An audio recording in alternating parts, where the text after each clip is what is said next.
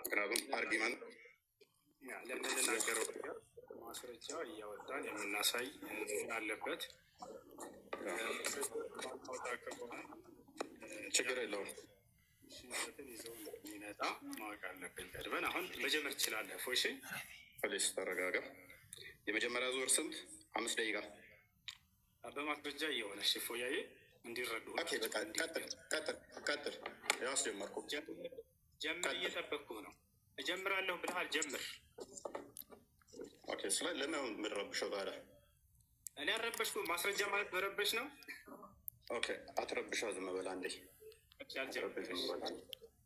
ዝም በል አንዴ። ዝም ትላለህ አንዴ። 5 ደቂቃ አለን።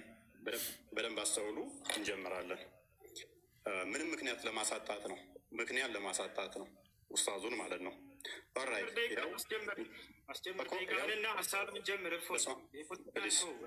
ጣልቃ አትግባብኝ። ጣልቃ አትግባ። ምንም ጣልቃ መግባት አይጠበቅብህም። ጣልቃ እንዳገባ ደግመህ በደንብ አስተውሉ።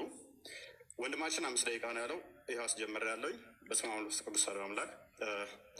እግዚአብሔር በነቢያትና በሐዋርያት የተሰበከ አምላክ ነው። እርሱም ደግሞ ቅዱስ አምላክ ነው። እኔ አምላካችሁ እነሆ ከግብፅ ምድር ያወጣኋችሁ እግዚአብሔር ነኝ። እንግዲህ እኔ ቅዱስ ነኝና እናንተ ቅዱሳን ሁኑ ይላል። ስለዚህ አምላካችን እግዚአብሔር ቅዱስ የሆነ ሕያው አምላክ አለን ማለት ነው።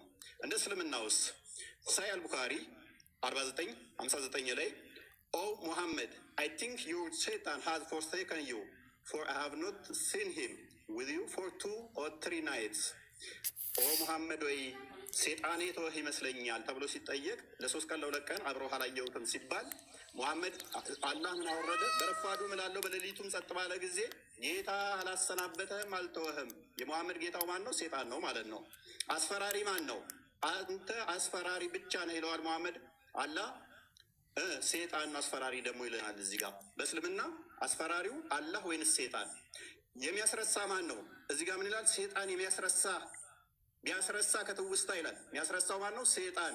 እዚህ ጋርስ ከአንቀጽም ብንለውጥ ወይንም በእርሷ ብናስረሳ ከእርሷ የሚበልጥን ወይንም ቢጤዋን እናመጣለን። አላህ ነው የሚያስረሳው። ሴጣን ወይንስ አላህ? በእስልምና ሴጣንና አላህ ልዩነት የላቸውም፣ አብረው ነው የሚሰሩት ማለት ነው። ወይንም ደግሞ አላህ ማለት ሴጣን ነው ማለት ነው። ኦኬ። ሱራ 11:119 ላይ ገሃነም የምትሞላው በሰውና በአጋንንት ነው ይለናል። ቡሃሪ 48:48 ደግሞ አላህ እግሩን ሲከት ነው ገሃነም የምትሞላው ይለናል። አላህ እግሩ የጅኒ ነው እንዴ? ገሃነም የምትሞላው በሰዎችና በአጋንንት ነው አለን። እዚህ ጋር ደግሞ አላህ ገሃነምን የሚሞላው